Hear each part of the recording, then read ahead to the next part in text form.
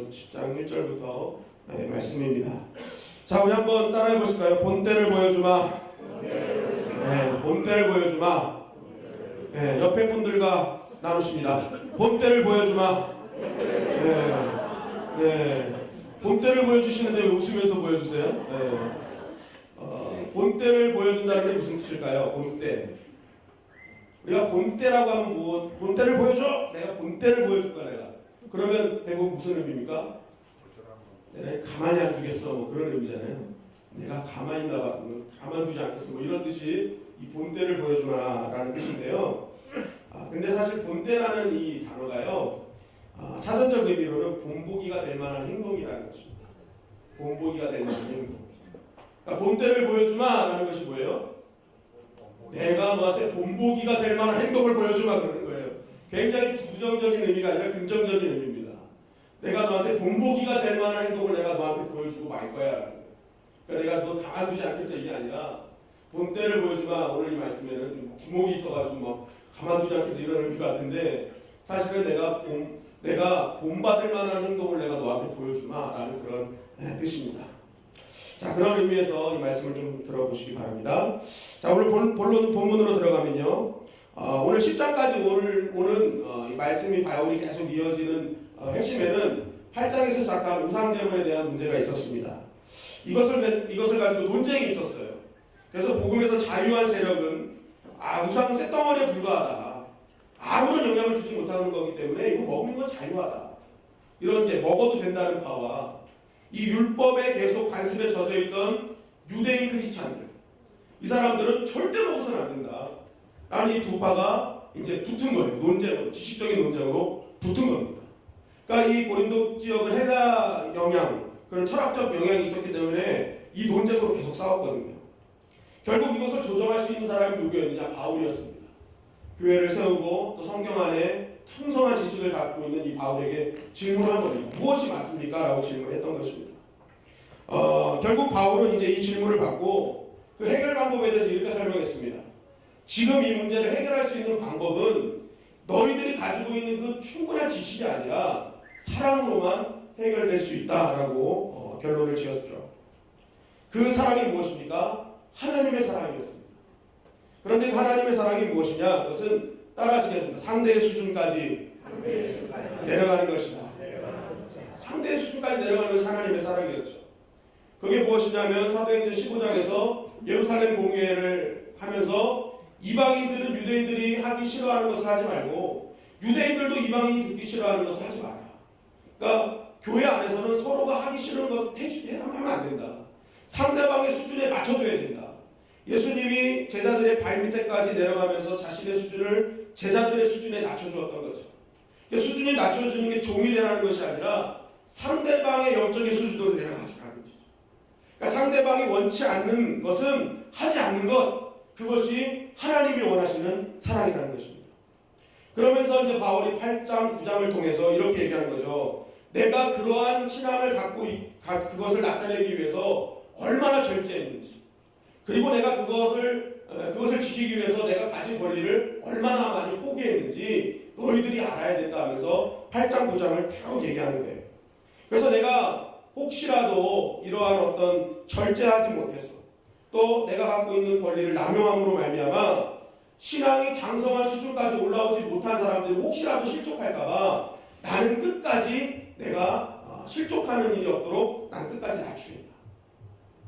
그게 하나님의 사랑이기 때문에. 그래서 바울은 그런 믿음을 통해서 율법 아래에 있는 사람을 만나면 율법 아래에 있는 사람처럼 행동했고, 율법 없는 사람을 만나면 율법 없는 사람처럼 행동했고, 믿음이 없는 사람을 만나면 믿음이 없는 사람처럼 행동을 했던 것입니다. 바울은 기회주의자라서 그렇게 행동한 것이 아니라 바로 내 수준, 내 생각에 따라 상대방을 평가하는 것은 하나님의 사랑이 아님을 알았기 때문에 그렇습니다. 그러니까 그들의 수준까지 낮춰줘야, 수준을 맞춰주는 것, 그것이 바로 하나님의 사랑이기 때문에 나 역시도 그 사랑으로 나아간다라고 고백을 했던 것입니다. 사도 바울은 알았습니다. 하나님의 사랑을 품은 자만이 하나님이 그 사람을 알아준다는 사실을 알고 있었습니다. 그러한 하나님의 약속을 믿는 자에게만 하나님께서 상급을 주신다는 것을 믿었기 때문에 그렇습니다. 그래서 바울은 이러한 신앙을 유지하기 위해서 자신을 계속 친 거예요. 날마다 죽기를 날마다 친 겁니다. 혹시 자기가 그 자신의 높은 수준에 교만해질까 자신을 계속 치고 신앙의 경주를 멈추지 않았던 거죠. 그게 9장까지의 내용인 것이죠. 그러면서 이제 바울은 10장으로 넘어온 것입니다. 10장으로 딱 넘어왔는데, 그런데 갑자기 10장에 넘어오면서 바울이 뜬금없이 가나안 땅에 들어가지 못했던 이스라엘 백성들, 그 선조들에 대한 이야기들을 풀어나가기 시작합니다. 도대체 이 말씀은 왜 바울의 지금까지 했던 논조와 어떤 연관이 있길래 바울이 이렇게 풀어놓기 시작하는가? 자, 한 절씩 한번 보시도록 하겠습니다. 1절 말씀입니다. 다 같이 읽겠습니다. 시작. 여러분이 이 사실을 알기를 바랍니다. 우리 조상들은 모두 그의 보호 아래에 있었고 바다 가운데를 지나갔습니다. 네, 바울이 말씀을 통해 얘기합니다. 꼭 알아야 될 사실이 하나 있다. 그게 뭐냐? 너희 조상들, 우리 조상들은 모두 구름의 보호 아래 있었고 바다 가운데를 지나갔다. 너희들 이거 알아야 되는 거야. 우리 조상들이 구름 가운데 있었고 구름의 보호 가운데 있었고 바다 가운데 지나갔대. 바다 가운데 지나간 게 어떤 사건이에요? 홍해 사건이잖아요. 이걸 기억하라는 거예요. 왜 기억해야 되느냐? 2절 말씀입니다. 읽겠습니다. 시작. 이렇게 그들은 모두 구름과 바다 속에서 세례를 받아 모세에게 속하게 되었습니다. 자, 이렇게 하는 게 무슨 의미를 갖고 있기 때문에 그래요? 세례를 받은 의미라 해요. 세례. 구름의 보호 가운데 있었고 홍해 가운데 지나간 이 사건이 세례를 받은 사건이에요. 여러분, 세례가 무엇입니까? 세례. 행동적으로 봤을 때는 그냥 머리에 물을 붓는 사건이죠. 목회자나 제사장이 머리에 물을 붓고 침내 원래는 침내죠. 이렇게 물속에 담가 들어오니까. 이렇게 하는 것이 이제 세례인데, 여러분 이스라엘 백성이 성경에 보면 홍해를 건널 때 모세가 막 지나다니면서 200만 명 세례해준 거 보셨어요? 응? 아마 그렇게 세례 주려면 모세 혼자 팔 다 떨어졌을 거예요. 세례 못 주잖아요. 그런 사건이 있지도 않아요. 그런데 바울은 이것을 세례라고 얘기하는 거예요. 이게 왜 세례인가? 세례의 의미를 알면 되죠. 로마서 6장 3절 4절입니다. 한 절씩 읽겠습니다. 세례를 받아 그리스도 예수가 하나 된 우리는 모두 세례를 받을 때에 그와 함께 죽었다는 것을 여러분은 알지 못합니까? 그러므로 우리는 세례를 통하여 그의 죽으신 바에 합당함으로써 그와 함께 멈췄던 것입니다. 그것은 그리스도께서 아버지의 영광으로 말미암아 죽은 사람들 가운데서 살아나신 것과 같이 우리도 또한 새 생명 안에서 살아나기 위함입니다. 네, 세례에 대해서 이제 바울이 정의를 내렸는데, 세례가 뭐예요? 물을 붓는 사건보다 더 중요한 것은 세례를 받는 순간부터 나는 예수님과 함께 죽은 것입니다. 그리고 예수님과 연합되는 것입니다. 그리고 이전의 삶이 아닌 새로운 삶을 살기로 결단하는 것, 이것이 세례의 분명한 본래적인 의미라는 것이죠. 결국 세례는 내가 죄의 노예였던 그런 시대를, 세상을, 그런 삶을 청산하고 이제는 예수 그리스도와 연합해서 새로운 삶을 사는 것, 이것이 세례라는 것이죠. 자, 그렇다면 홍해를 건너간 사건이 왜 세례인지 우리는 알게 됩니다. 홍해가 갈라졌을 때 이스라엘 백성들이 홍해를 애굽에서 나와서 건너게 됐습니다. 그런데 홍해를 건널 때에는 이 홍해길이 어디랑 연결되어 있어요? 애굽이랑 연결되어 있잖아요. 애굽은 죄와 사망의 상징입니다. 옛날 길이에요. 이 옛날 길이 열려져 있었던 거예요. 그런데 홍해를 다 건너고 나서 홍해가 어떻게 합니까? 합쳐지면서 애굽과 연결된 길이 차단이 되어버린 것입니다. 그러니까 더 이상은 죄와 사망의 길로 갈 수 없는 신세가 된 거예요. 그때부터 어떤 길을 가야 되는 거예요? 약속의 땅을 가는 거예요. 하나님께서 허락하신 생명의 땅을 걷기 시작한 것입니다.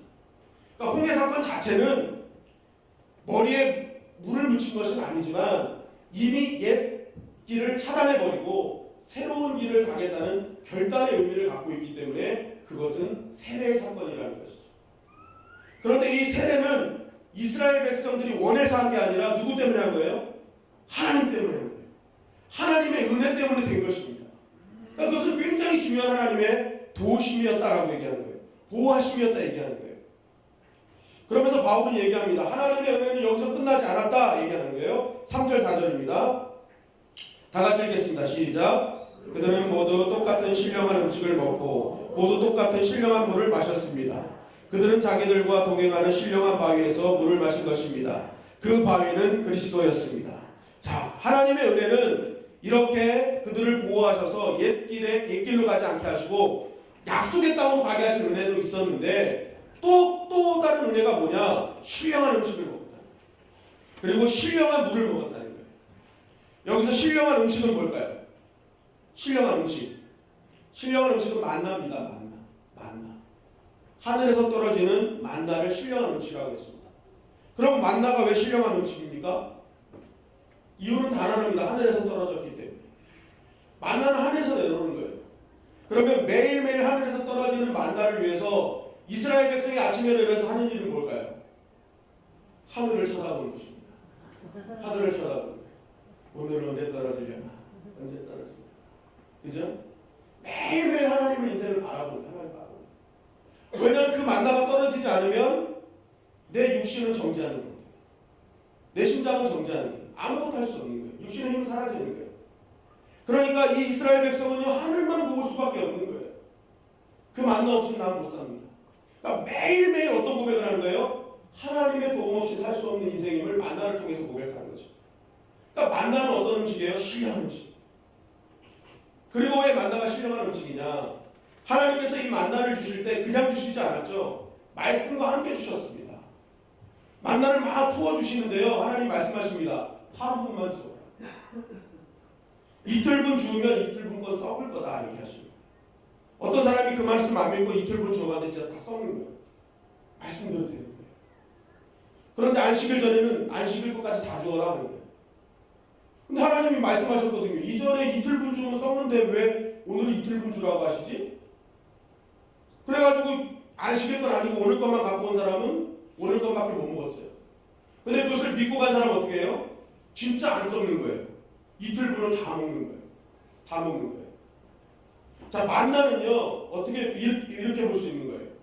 만나는요 하늘에서 떨어진 먹는 음식이지만 먹는 음식으로 멈춘 게 아니에요. 그 자체는 뭐였어요? 하나님의 말씀이었던 거예요. 말씀. 그러니까 하나님께서 만나를 주시면서 이렇게 얘기하신 겁니다. 너희가 내 말씀대로 살면 내가 먹고 사는 것을 책임져 주겠다. 말씀대로만 믿고 살면 내가 너 책임져 줄게. 먹고 사는 거 책임져 줄게 하는 신령한 음식이었던 것입니다. 또한 신령한 음료도 주셨죠. 그게 무엇입니까? 바위에서 샘솟던 물이었습니다. 르비딤 사건입니다. 백성들이 물이 없어 원망하자 하나님께서는 그 모세에게 바위를 쳐가지고 물을 주셨죠. 근데 이것이 어떤 물이에요? 그냥 물도 아니라 생명의 물이었다는 거예요. 왜 생명의 물이냐?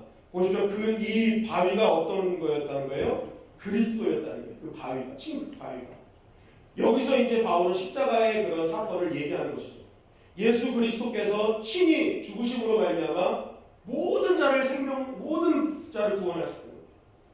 마찬가지로 이 신령한 물이라는 이유가 뭐냐면 그 바위를 쳤을 때 모든 이들이 먹었어요. 물이 없으면 죽는 것 아닙니까? 그런데 그 바위를 쳤는데 모두 먹을 수 있는 물이 나온 거예요. 수도꼭지처럼 물이 나온다고 했을 때 몇 시간이 걸릴까요? 200만 명이 물을 이렇게 자기가 만족하는 대로 먹으려고 하면 어마어마한 시간이 걸리잖아요. 그런데 그걸 한 번에 먹을 수 있는 양을 하나님 주신 거예요. 이거는 은혜의 물인 거예요. 생명의 물인 거예요. 좀 말도 못하는 그런 하나님의 역사인 것입니다.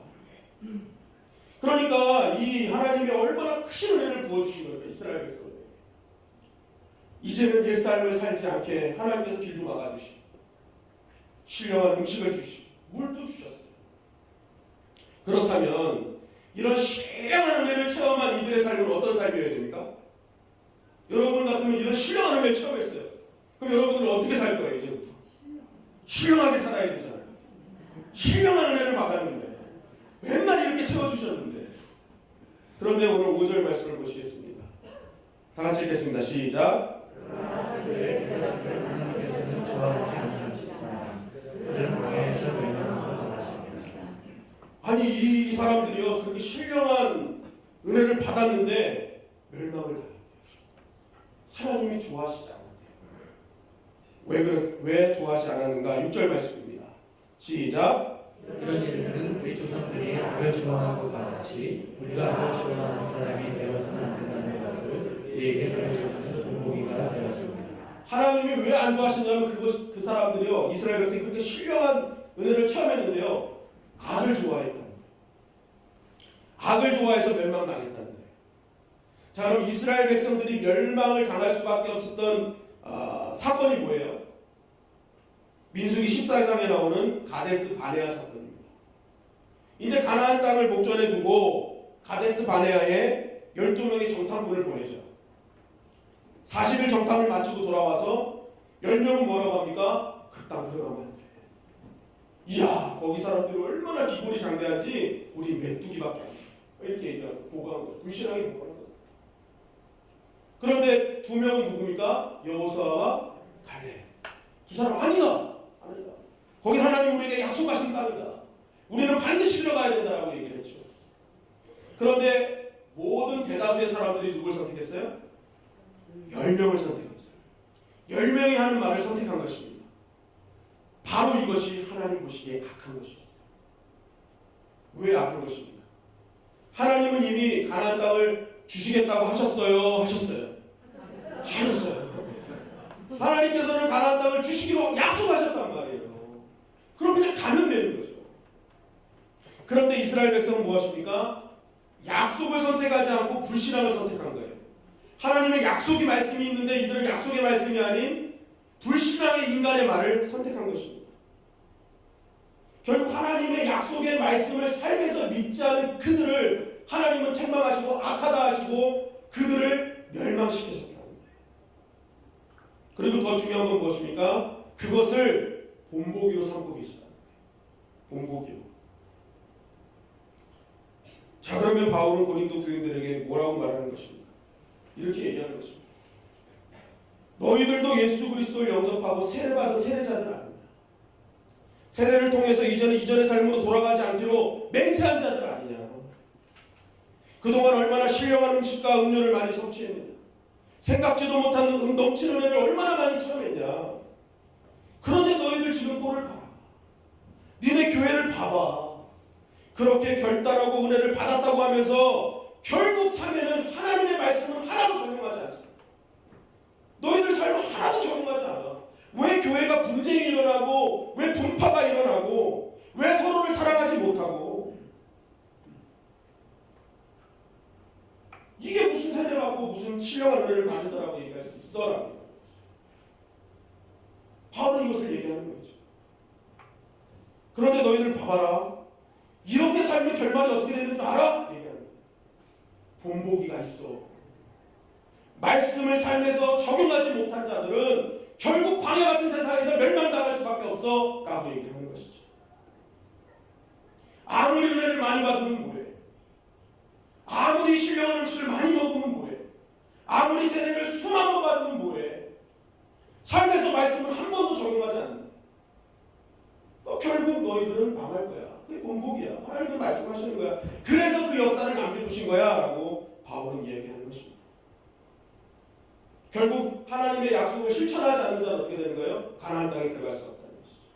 왜요? 가나안 땅은 약속의 땅이기 때문에. 약속의 땅이기 때문에 약속을 믿고 지키는 자만 들어갈 수 있는 것입니다. 가나안의 축복은 누가 받을까요?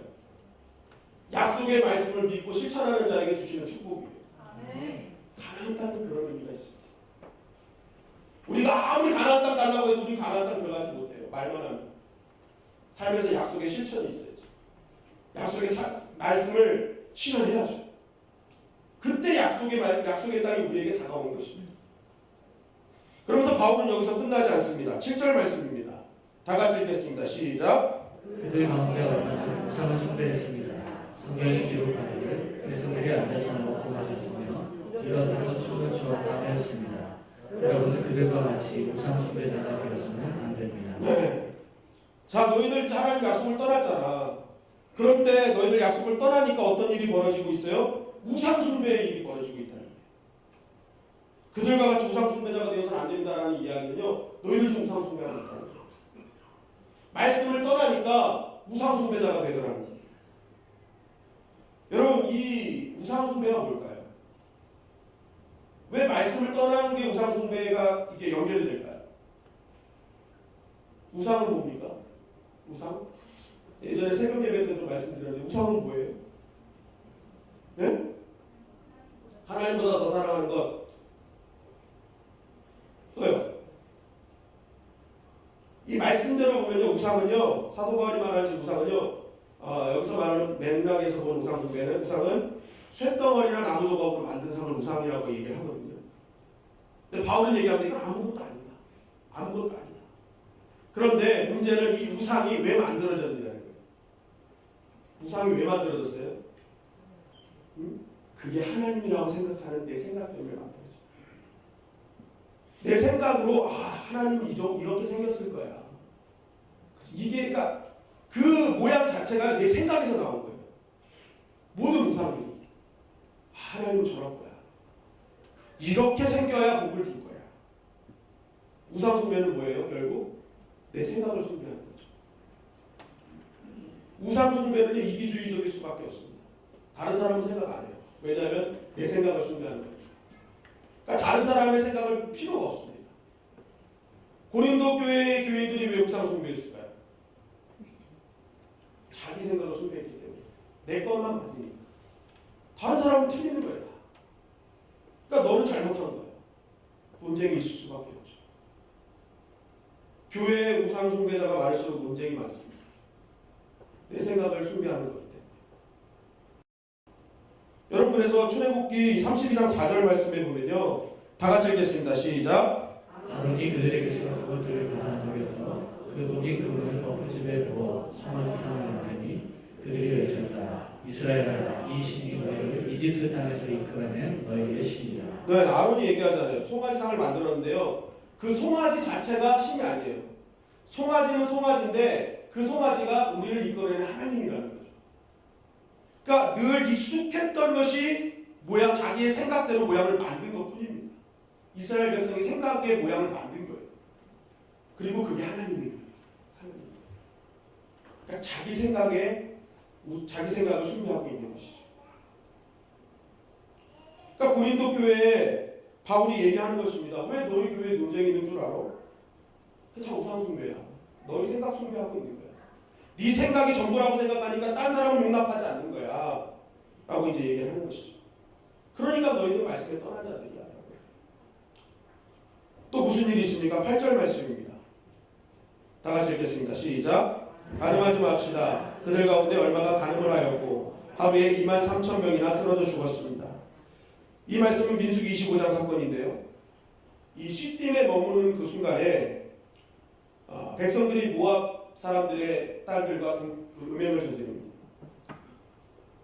분명히 신령한 은혜를 경험했던 사람들인데 음행을 저지르죠. 그런데 이것을 왜 문제 삼았느냐? 음행은 음행으로 끝나지 않기 때문에 그렇습니다. 민수기 25장 2절 3절 우리 다 같이 읽겠습니다. 시작. 모압 사람의 딸들이 자기 신들에게 바치는 제사를 이스라엘 백성을 초대하였고 이스라엘 백성은 거기에 가서 먹고 그 신들에게 벌을 주었다. 그래서 이스라엘은 바알과 결혼하였다. 주님께서는 이스라엘에게 크게 진노하셨다. 네, 이 음행은 육체적인 결합으로 끝나지 않고 어떻게 된 거예요? 하나님과의 결합된 이스라엘 백성이 누구와 결합했어요? 바알부올과 결합했다. 하나님의 백성이 하나님을 버리고 우상 숭배를 시작했다. 왜 그럴까요? 하나님의 말씀은 어떤 말씀이에요? 간음하지 말라는 거예요. 영적으로 육적으로 간음하지 말라고 하나님 말씀 아닙니까? 그러니까 이 하나님의 백성은 간음을 하면서도 꺼림칙하죠. 그런데 바알부올을 보니까 오히려 음행이 더 풍성한 원리가 되는 거예요. 남자가 여자가 그런 성관계를 하면 할수록 그 기가 하늘에 올라가가지고 하늘의 그 신이 바알 신이 더 비도 내리게 하고 햇볕도 지게 해서 풍성한 복식을 준다는 거예요. 합법적으로 만들어주죠. 그러니까 이스라엘 백성이 어떡합니까? 음행을 더 저지르려면 누구의 말을 들어야 돼요? 바알부올의 말을 들으면 됩니다. 합법적이 돼요. 그러니까 이 음행 자체도 벌써 영적으로 육적으로 음행하는 것 자체는 하나님을 떠난 자만이 할 수밖에 없는 거예요. 너희가 하나님 떠나니까 이러지. 음행을 하고 결국 우상숭배까지 가잖아 라고 바울이 얘기를 하는 것이죠. 그러면서 이들의 죄는 더 있다고 얘기합니다. 9절 말씀입니다. 시작. 그리스도를 시험하지 맙시다. 그들 가운데 얼마나 그리스도를 시험하였고 뱀에게 물려서 죽었습니다. 네, 민수기 21장 사건이죠. 이스라엘 백성들이 가나안의 목적을 두고 이제 가나안 백성들을 하나님 진멸해 주셨어요. 그럼 이제 그냥 가면 되는데 하나님이 다시 돌려서 에돔 땅으로 돌려가는 거예요. 그러니까 이 사람들이 이 돌려가는 그 현장을 보고 막 짜증이 나는 거예요. 그냥 가면 되지 왜 이렇게 가냐고 그러면서 하나님께 원망을 하기 시작하는데 민수기 21장 5절입니다. 다 같이 읽겠습니다. 시작. 그래서 백성들은 하나님과 모세를 원망하였다. 어찌하여 우리를 이집트에서 데리고 나왔습니까? 이 광야에서 우리를 죽이려고 합니까? 먹을 것도 없습니다. 마실 것도 없습니다. 이 보잘것없는 음식은 이제 진저리가 납니다. 네, 하나님과 모세를 원망하기 시작해요. 왜 이렇게 나와서 우리 고생시키냐는 거예요. 조금 전까지 하나님께서 함께 하셔서 막 가나안을 진멸하는 걸 봤거든요. 그런데 조금 돌아가게 한다고 그때부터 원망을 하는데 뭐라고 합니까? 먹을 것도 없고 마실 것도 없대요. 조금 전까지 신령한 음식 먹고 신령한 물 먹었거든요. 근데 먹을 거 마실 것도 없대요. 완전 거짓말이죠. 그리고 얘기합니다. 그동안 먹고 여태까지 걸어왔음에도 불구하고 보잘것없는 음식, 하나님이 주신 음식을 보잘것없대요. 진전이 나는. 여러분 이게 왜 나왔습니까? 하나님이 여태까지 도와주셨잖아요. 함께 해주셨잖아요. 그러니까 교만해진 겁니다. 내가 이렇게 한들 하나님이 나를 어떻게 하시겠어? 내가 이렇게 산들 하나님은 어떻게 하시겠어? 하나님 보이지 않는 거죠. 하나님 시험하는 것입니다. 이렇게 시험한 모습이 있다는 것이죠. 그리고 10절 말씀입니다. 다 같이 읽겠습니다. 시작. 그들 가운데 얼마나 불평한 것과 같이 불평하지 마십시오. 그들은 파멸시키는 이에게 멸망을 당하였습니다. 또 어떤 일이 있습니까? 불평과 원망이 있었습니다. 신령한 은혜를 주신 것을 보면서 감사해야 되는데 감사한 건 다 사라진 거예요. 그걸 못 보는 것입니다. 결국 이러한 하나님 말씀을 떠난 이들을 향해서 사도 바울이 11절을 이렇게 얘기합니다. 11절 다 같이 읽겠습니다. 시작. 본보기가 되게 하려는 것이며 그것들이 기록된 것은 말세를 만난 우리에게 경고가 되게 하려는 것입니다. 자, 바울이 얘기하는 것이죠. 지금 이러한 모든 일들, 우상숭배, 간음, 불평, 불만, 하나님 시험하는 거 왜 남겨두셨는 줄 알아? 본보기가 되게 하려고 하는 거지. 너희 가운데 혹시 너를 경배하고 네 생각대로 살고 영적으로 육적으로 간음하고 그리고 하나님 시험하고 보이지 않는다고 해서 너희 마음대로 살면서 하나님 뭐 어쩌시겠어 하면서 하나님 시험하고 또 주신 것은 감사하지 못하고 매일 불평불만 살고 사는 너희들, 하나님을 떠난 너희들, 약속 말씀 믿지 않는 너희들, 이게 본보기야. 멸망당할 거야. 말세를 사는 우리에게 이건 경고야. 지금 너희들 이렇게 살고 있는데 하나님 경고하시는 거야 라고 바울은 이야기를 하는 것입니다.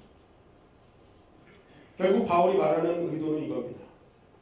광야 같은 이 세상에서 이스라엘 백성들과 똑같이 살면 결말은 뻔하다는 것입니다. 여러분 오늘 이 시간 우리의 삶을 한번 되돌아보시기 바랍니다. 혹시 나의 삶도 혹시 이스라엘 백성들과 같지는 않습니까? 신령한 은혜 많이 받았잖아요. 우리가 요즘에는요 라디오만 틀고 차전만 가면요 엄청난 좋은 설교와 그런 말씀과 성경 지식을 엄청나게 공부받을 수 있잖아요. 다 채웠어요. 그런데 거기서 만족하고 있지 않습니다. 채우기만 채우고 내 삶 가운데는 전혀 그 채운 것을 나타내고 약속의 말씀을 믿고 베푸는 그런 나타내는 그러한 삶을 살고 있지는 않은지 나타내지 않는 삶.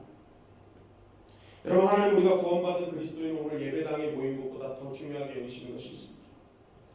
그것은 예배당에서 받은 은혜를 삶에서 토론하며 사는 것을 하나님은 더 원하시는 것입니다.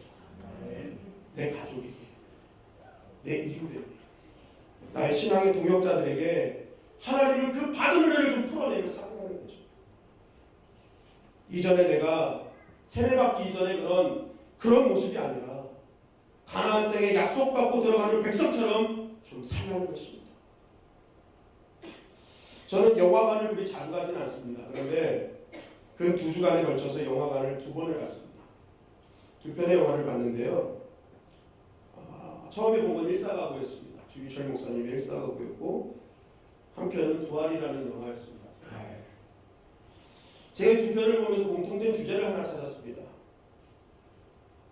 그 주제는요, 부활의 마지막 대사였어요. 그 부활 주인공이 마지막 대사 한마디가 정말 2시간 동안 감독이 왜 이 영화를 만들었는지를 알려주는 메시지였습니다. 예수님의 시체를 쫓다가 부활한 예수님을 만난 그 호민관, 로마의 장교죠. 이 사람이 어떤 식당에 들어가서 밥을 먹고 이제 자신의 그 예수님을 만난 이야기를 쭉 합니다. 그 영화로 이제 풀어지는 거예요. 그러고 나서 마지막 그 식당 주인이 이 호민관한테 와서 얘기합니다. 당신은 정말 그 사실을 믿습니까? 라고 물어봐요. 그랬더니 이 주인공이 뭐라고 답했는지 아십니까? 내가 믿습니다. 나는 이제 그분을 위해 죽도록 살겠, 나는 이제 미친 듯이 돌아다닐 겁니다. 이렇게 대답하지 않았어요. 제가 그 대사를 마음속에 새겼는데요. 이런 말을 했습니다. 확실한 것은 내가 예전과 같을 수 없다는 것입니다. 무슨 말입니까? 내가 부활의 주님을 만났어요. 내가 그분을 알게 됐어요. 그분을 만났어요. 깨달았어요. 그런데 내가 어떻게 이전처럼 살 수 있겠느냐. 그러면서 자신이 평생 전부라고 여겼던 것이 있습니다. 호민과 인장 반지였습니다. 그것이 자신에게 부를 줄 것이고 평생 행복을 줄 것이고 영원한 것을 줄 것이라고 여겼던 그런 상징이었습니다. 그런데 그 자리에서 그것을 빼면서 식사비로 내놓습니다. 그게 무엇입니까? 이제 내 목적은 바뀌었다는 것이죠. 이거 믿고 안 살겠다는 거예요. 내가 그동안 믿고 살았던 경제력, 군사력 이게 아니라는 거예요. 난 이전과 같지 않습니다. 라는 의미로 그것을 놓고 가더랍니다. 그럼 주기철 목사님께서 왜 그 차디찬 감옥에서 끝까지 고난을 받으셨을까요? 이유는 하나입니다. 내가 부활의 주님을 만났는데, 십자가에 날 달리신 나를 위해서 죽으신 예수님을 아는데, 그것을 내가 믿는데, 그분이 여태까지 나에게 주신 신령한 것을 갖고 누렸는데 내가 어찌 그분을 배반할 수 있겠느냐? 내가 어찌 그것을 아는데 이전과 같이 살 수 있겠느냐는 것입니다. 영상 하나 볼까요?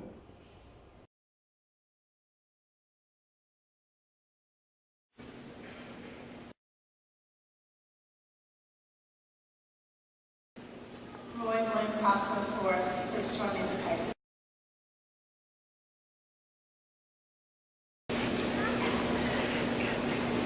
It's my pleasure to speak just a little bit about a valedictorian. William Password Award.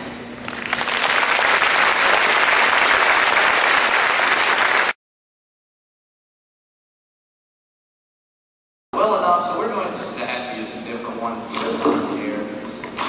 Got that one up here.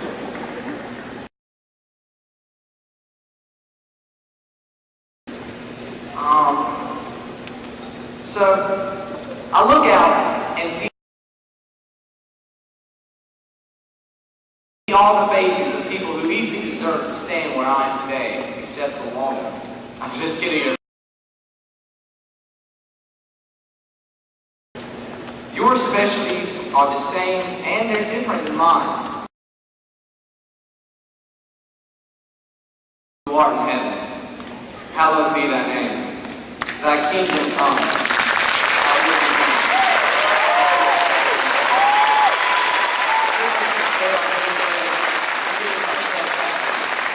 As we forgive those who trespass against us, lead us not into temptation, but deliver us from evil. For thine is the kingdom, the power, and the glory, forever and ever. Amen.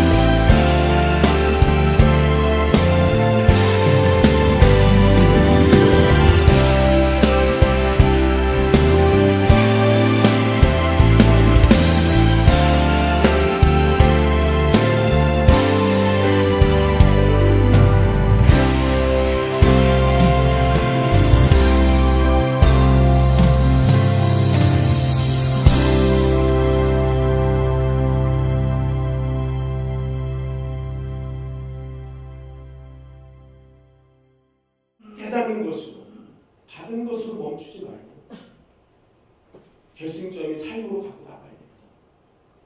우리가 그런 삶의 결단이 이루어진다면 우리 주님의 영광교회 성도님들을 통해서 우리 교회는 세상에 영향력 있는 진면교사의 교회로 우뚝 서게 될 것입니다. 우리 교회는 그때 명문교회가 될 것이고 그러한 진면교사의 삶을 사는 우리 교회를 통해서 하나님은 놀라운 일들을 이루어 주실 줄 믿습니다. 오늘 이 말씀을 꼭 기억하셨어요. 진면교사의 결단을 통해서 내가 확실한 것은 내가 이전처럼 살 수 없습니다라는 그 고백을 통해서 정말 우리의 모든 것들이 하나님이 인정하는 자들, 그 하나님이 부어주시는 은혜, 역사가 헛되이 만드는 그러한 반면교사 인생이 되지 않기를 주님의 이름으로 간절히 축원합니다.